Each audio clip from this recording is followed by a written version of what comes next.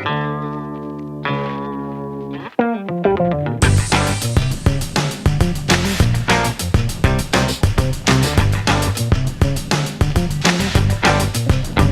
tonight, I'm grateful that I'm Lutheran.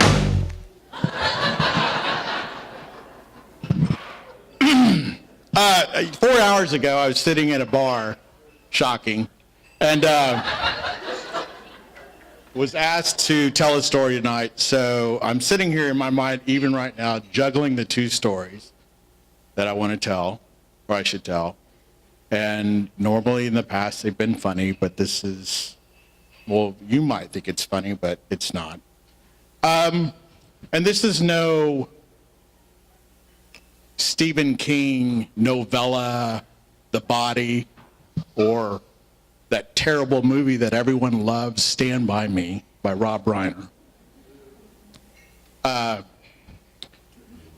This is about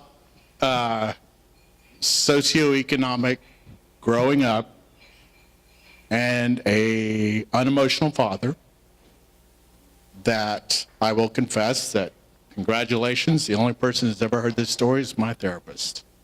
So, starting the day out at my friend Timothy D., who I won't use the last name, in downtown Tulsa, the apartments are torn down now.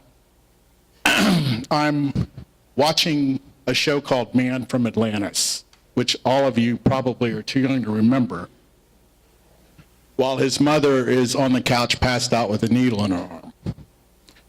So we leave and we walk back toward my house. And, you know, for all of you who think the world is so terrible now, spoiler alert, it's not. It's so much better now than it was 30 years ago. The reason why you think it's terrible is because you've access to every fucking story in every corner of this world. So be grateful, okay? So we're walking back to my house, and back in the 70s and 80s in North Tulsa, there were a lot of abandoned houses, okay? Sorta. Not boarded up like they are now.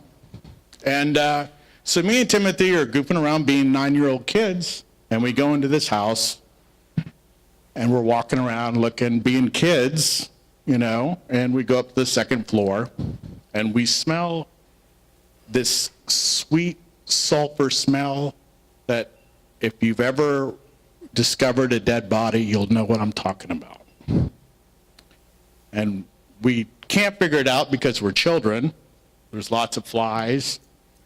And we get up there, and we're looking around. We think it's, you know, we don't know what it is because we're kids. And in the corner is this mass face down. And we're thinking, oh, this guy's sleeping, you know, blah, blah, blah, you know. But the flies clue us in, and we get scared because back then, spoiler alert, the police were just as bad as they are today. And we thought that we would be blamed for whatever has happened here.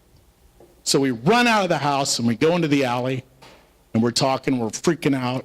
We're like, oh, we can't say anything, you know. If we say anything, they're gonna think that we did something or we killed this man, or, you know, like 9-year-old kids do. So we go home, we're scared, I'm scared. I spend all night thinking about it. You know, what am I gonna do when they arrest me, you know? How am I gonna tell my dad, you know? What, you know, I'm gonna miss my sister even though I can't stand her. And so I eventually fall asleep, and I wake up the next morning, and I'm still processing this all through my head, and I decide that I didn't see what I really saw, so I have to go back and verify it by myself. So I go back to this home, and I crawl the stairs, and I smell the smell, and it's weird. When I walk in, you know, the top floor has a window right there, so this light's coming in, And it's just this perfect light pattern here, but off to the side is this person. I don't know if it's male or female. I don't know how old. Mass still there. And flies that you could see the flies in the sunlight, and you could see the shadows from the flies, which made it, like, as a child, terrifying. So I go up there,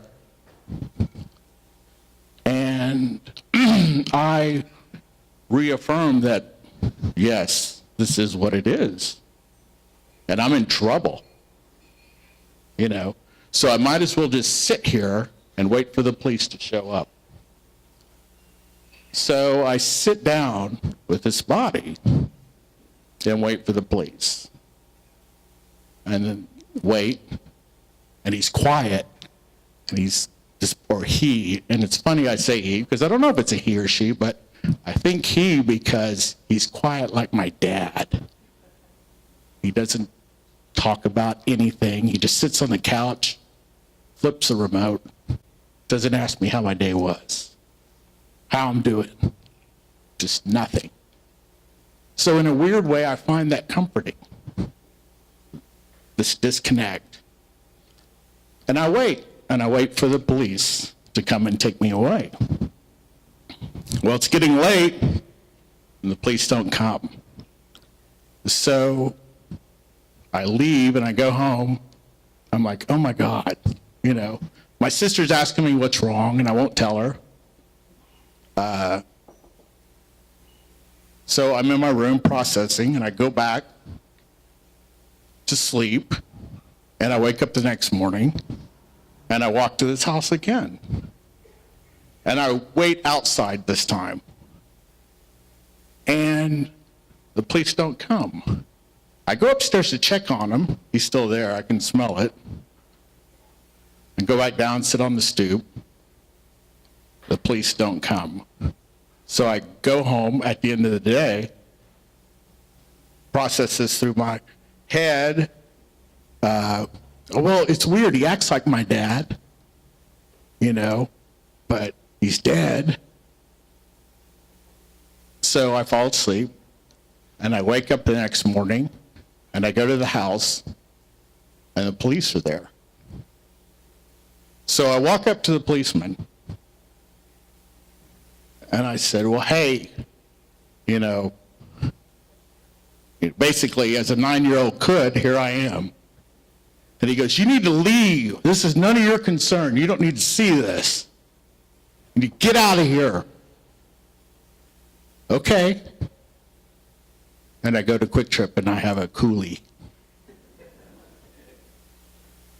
And that's my confession.